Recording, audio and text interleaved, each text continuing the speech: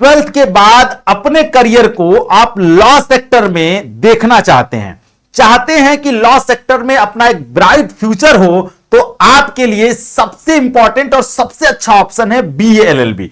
BA LLB class 12 के बाद ही कर सकते हैं आप, और एक अच्छी सेंट्रल यूनिवर्सिटी से करते हैं तो आपके लिए बहुत ही बेहतर ऑप्शंस खुल जाते हैं।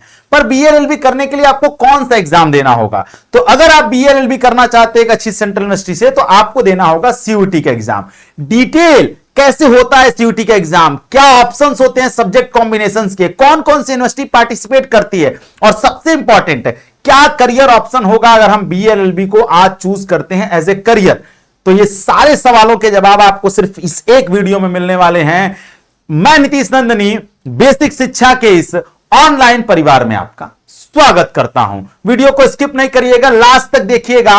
अगर आप 2027 में बीएलएलबी कोर्स करना चाहते हैं एक अच्छी सेंट्रल यूनिवर्सिटी से, सबसे पहले मैं बात करूं बीएलएलबी क्या है, उसके बाद एलिजिबिलिटी क्राइटेरिया क्या है बीएलएलबी करने के लिए, और उसके बाद जो है सीयूटी सब्जेक्ट कॉम्बिनेशन क्या बनता है, कौन सी टॉप यूनिवर्सिटीज हैं, step by step admission process क्या है, और सबसे इंपॉर्टेंट लास्ट में कि करियर स्कोप और अपॉर्चुनिटी क्या है। तो एक एक चीजों को ध्यान से समझेंगे। सबसे पहले बीए एलएलबी क्या है।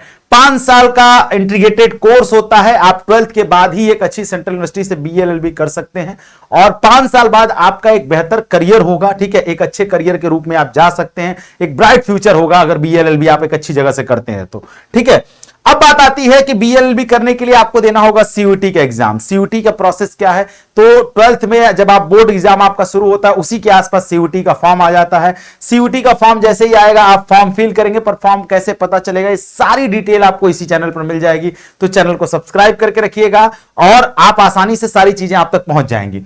जब आप फॉर्म भरेंगे तो आपका एग्जाम होगा। एग्जाम के बाद आपको आपके रिजल्ट का इंतजार करना होगा। रिजल्ट आएगा, रिजल्ट के बाद अलग अलग यूनिवर्सिटीज अपना काउंसलिंग प्रोसेस शुरू करती हैं, वहां रजिस्ट्रेशन करना होगा, और ये सिर्फ कैसे करेंगे वो सब हम आपको बताएंगे, आपको टेंशन लेने की जरूरत नहीं है। देन उसके बाद मेरिट लिस्ट आएगी, कट ऑफ आएगा, आप काउंसलिंग कराने के लिए जाएंगे, वहां डॉक्यूमेंट वेरिफिकेशन होगा और सीट अलॉटमेंट आपको आसानी से मिल जाएगा। ठीक है, अब बात करते हैं आगे कि बीएलएलबी कौन कौन कर सकता है। तो बीएलएलबी कौन कर सकता है, चाहे आप आर्ट्स स्ट्रीम से हो 12th में, साइंस स्ट्रीम से हो, या फिर आप हो कॉमर्स स्ट्रीम से, किसी भी स्ट्रीम का बच्चा बीएलएलबी कर सकता है। कोई बाउंडेशन नहीं है बीएलएलबी करने के लिए किसी स्पेशल स्ट्रीम की। ठीक है, उसके बाद हम आगे बढ़ेंगे तो बात करते हैं कि क्या सब्जेक्ट कॉम्बिनेशंस होते हैं बीएलएलबी के लिए।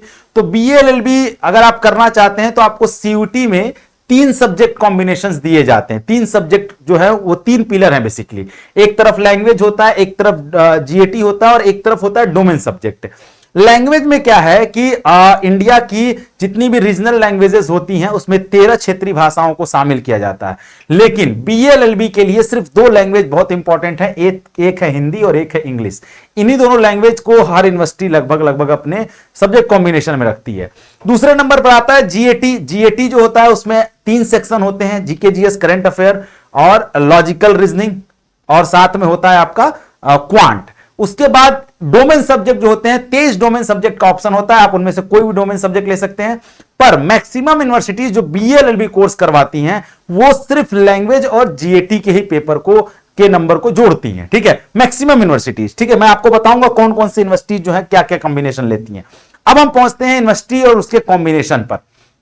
अगर मैं बात करूं बीएचयू की, जो टॉप सेंट्रल यूनिवर्सिटी है बीएलएलबी के लिए, इससे बेहतर यूनिवर्सिटी बीएलएलबी के लिए इंडिया में नहीं है। ठीक है, अगर मैं बीएचयू की बात करूं तो वहां से अगर आप बीएलएलबी करना चाहते हैं तो आपको इंग्लिश और हिंदी में से कोई एक लैंग्वेज लेना होगा, और साथ में आपको एक जीएटी का पेपर देना होगा। यहां डोमेन की जरूरत नहीं है, इन्हीं दोनों के नंबर को जोड़ करके आपको बीएलएलबी में आसानी से एडमिशन मिल जाएगा। यूनिवर्सिटी ऑफ इलाहाबाद से बीएलएलबी करना चाहते हैं तो इंग्लिश और हिंदी में से कोई एक लैंग्वेज, जीएटी, और साथ में एक डोमेन सब्जेक्ट भी आपको लेना होगा एयू के लिए। अगर ऐसे ही हम आप आगे बढ़ेंगे तो central university of south Bihar जाते हैं, वहां से बीए या बीबीए एलएलबी दोनों कर सकते हैं। वहां से लैंग्वेज में केवल इंग्लिश और जीएटी का पेपर देना होगा, आप आसानी से वहां एडमिशन ले सकते हैं। जब हम गुरु घासीदास विश्वविद्यालय पहुंचते हैं तो वहां पर भी जीएटी के पेपर से आप आसानी से बीएलएलबी में एडमिशन ले सकते हैं। ऐसे ही जब नॉर्थ ईस्टर्न हिल यूनिवर्सिटी से अगर आप बीएलएलबी करना चाहते हैं तो वहां इंग्लिश और साथ में जीएटी का पेपर देना होगा, दोनों के नंबर को जोड़ के एडमिशन मिलेगा। अब जब आप डॉक्टर हरि सिंह गौर विश्वविद्यालय में बीएलएलबी के लिए जाते हैं तो इंग्लिश हिंदी में से कोई एक लैंग्वेज और साथ में जीएटी का नंबर जोड़ना होगा। असम यूनिवर्सिटी से अगर आप बीएलएलबी करना चाहते हैं तो इंग्लिश के साथ साथ जीएटी और कोई 2 डोमेन सब्जेक्ट भी आपको चूज करना होगा। इन सारे नंबर को जोड़ के आपको एडमिशन मिलेगा। ऐसे ही राजीव गांधी यूनिवर्सिटी में से अगर आप बीएलएलबी करना चाहते हैं तो इंग्लिश के साथ साथ जीएटी और जीएटी के साथ साथ कोई एक डोमेन सब्जेक्ट ह्यूमैनिटीज का वो ऐड ऑन करना होगा, तब आपको बीएलएलबी में एडमिशन मिलेगा।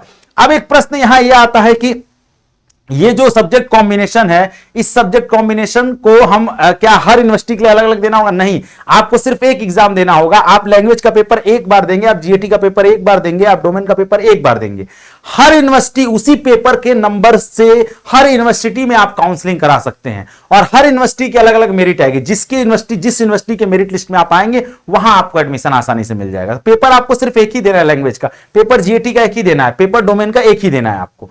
अब हम आगे बढ़ते हैं तो आपको बता दें कि फॉर्म फरवरी में आता है, बोर्ड एग्जाम के आसपास फॉर्म आ जाता है आपका, ठीक है। मार्च तक भरा जाता है फॉर्म और आपका एग्जाम जो है मई में होता है, मई और जून तक होता है। जून लास्ट या जुलाई फर्स्ट वीक में आपका रिजल्ट आ जाता है और जुलाई के मिड जुलाई से लेकर लास्ट जुलाई या अगस्त फर्स्ट वीक तक जो है काउंसलिंग प्रक्रिया होती है और हर यूनिवर्सिटी में अलग अलग बच्चों को एडमिशन दे दिया जाता है, ठीक है। आगे बढ़ते हैं तो हम बात कर लेते हैं लैंग्वेज, क्या लैंग्वेज में पूछता है। तो लैंग्वेज में बेसिक ग्रामर पूछता है, जिसमें अगर इंग्लिश की बात करें तो वहां आरसी, वोकैब, ठीक है, सिनोनिम, एंटोनिम, ठीक है, इनसे क्वेश्चंस आते हैं। ऐसे हिंदी में बात करें रस, छंद, अलंकार, मुहावरे, लोकोक्तियां, वर्णमाला, इनसे क्वेश्चन आते हैं। जब हम जीएटी की तरफ जाते हैं तो जीएटी के सेक्शन में जीके जीएस करंट अफेयर के साथ साथ यहां पर जीएस भी आ जाता है, जिसे हम जनरल साइंस कहते हैं, और यहां पर जो है इन्वायरमेंटल लिटरेसी भी आ जाता है, मतलब पर्यावरण से भी जुड़े हुए क्वेश्चन पूछे जाते हैं। और एक होता है आपका रीजनिंग और एक होता है क्वांट, बेसिक क्वांट क्वेश्चन पूछे जाते हैं, प्रॉफिट लॉस, परसेंटेज, रेशियो, इनसे बेहतर क्वेश्चन पूछे जाते हैं, आसानी से आप कर सकते हैं। अब आपको एक चीज और बता दें कि अगर आप लैंग्वेज ले रहे हैं या फिर आप जीएटी ले रहे हैं या फिर आप ले रहे हैं डोमेन सब्जेक्ट, सबसे 50-50 क्वेश्चन ही पूछे जाते हैं। 50-50 क्वेश्चन सबसे पूछे जाएंगे और एक जो आपका पेपर होता है वो टोटल होता है 250 नंबर का। एक ईच क्वेश्चन, जितने भी क्वेश्चन होंगे वो 5 नंबर के होंगे, -1 मार्किंग होती है। अगर आप सही करेंगे तो आपको 5 नंबर, गलत करेंगे तो 1 नंबर काट लिया जाएगा। ये माइनस मार्किंग का फॉर्मूला होता है सीयूटी के एग्जाम में, तो इसलिए बहुत ध्यान से क्वेश्चंस करने होते हैं, ठीक। उसके बाद हम आगे बढ़ेंगे तो बात कर लेते हैं कैसे आप इस सीयूटी के महाजाल को तोड़ेंगे और आप आसानी से एडमिशन ले लेंगे। तो आपको बता देते हैं कि आपको क्या करना होगा। करंट अफेयर के लिए आप न्यूज पढ़ सकते हैं, उसके अलावा आप करंट अफेयर की क्लास चलती है सुबह 7 बजे, उसे देख लीजिए, किसी और चीज की जरूरत नहीं महसूस होगी, ठीक है। जीके भी आपका तैयार हो जाएगा वहां से। वोकैब पावर को थोड़ी बढ़ानी होगी, चाहे हिंदी हो चाहे इंग्लिश हो, आपको थोड़ा ग्रामर पे मेहनत करना होगा ताकि आप 250 में 250 लेकर के आए 100 परसेंटाइलर। और उसके बाद मॉक टेस्ट आप देते रहिए। प्रैक्टिस बहुत जरूरी है क्योंकि एग्जाम सीबीटी मोड में होता है, तो प्रैक्टिस नहीं रहेगा तो सीबीटी मोड में एग्जाम देने में बहुत दिक्कत होती है बच्चों को। और लॉजिकल रीजनिंग और मैथ पर आपको फोकस करना होगा क्योंकि वो आपके जीएटी को नंबर को बढ़ा देते हैं। और जब जीएटी में आप नंबर पाएंगे, लैंग्वेज में अच्छा नंबर पाएंगे तो आपको आसानी से एडमिशन मिल जाएगा क्योंकि सीटें बहुत कम होती हैं बीएलएलबी में।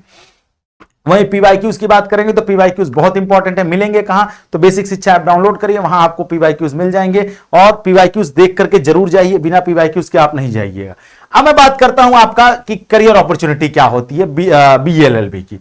तो आप एडवोकेट बन सकते हैं, आप जज बन सकते हैं, कॉर्पोरेट लॉयर बन सकते हैं, मतलब कि न्यायालय, यानी कि जो हमारा न्यायालय है उससे जुड़े हुए जितने भी प्रोफेशंस हैं उन सब में आप जा सकते हैं। आप सिविल सर्विसेज में जा सकते हैं, सबसे इंपॉर्टेंट ये है कि आप सिविल सर्विसेज में भी जा सकते हैं बीएलएलबी करके, ठीक है। और वो भी एक अच्छा रास्ता आपको आपके लिए खुल जाता है। उसके अलावा पीसीएस जे जज बन सकते हैं पीसीएस जे के थ्रू, ठीक है, स्टेट पीसीएस दे करके। तो ये सारे करियर ऑप्शंस आपके लिए बीएलएलबी के लिए बेहतर होते हैं। अब हम आगे बढ़ेंगे तो हम यही कहेंगे कि आप अभी से तैयारी शुरू करिए क्योंकि कठिन डगरिया है, बहुत मुश्किल है। क्यों? क्योंकि सीटें कम है और कंपटीशन ज्यादा है। सब बच्चे जो है बीएलएलबी की तरफ जाते हैं। तो अगर आप 2027 में बीएलएलबी को टारगेट कर रहे हैं, आज से तैयारी शुरू करिए, चैनल को सब्सक्राइब करके रखिए और सबसे इंपॉर्टेंट कमेंट सेक्शन में लिख के जाइएगा बीएलएलबी 2027 और यूनिवर्सिटी का नाम। मिलते हैं नेक्स्ट वीडियो में, तब तक अपना ख्याल रखिए। Thank you so much. जय हिंद।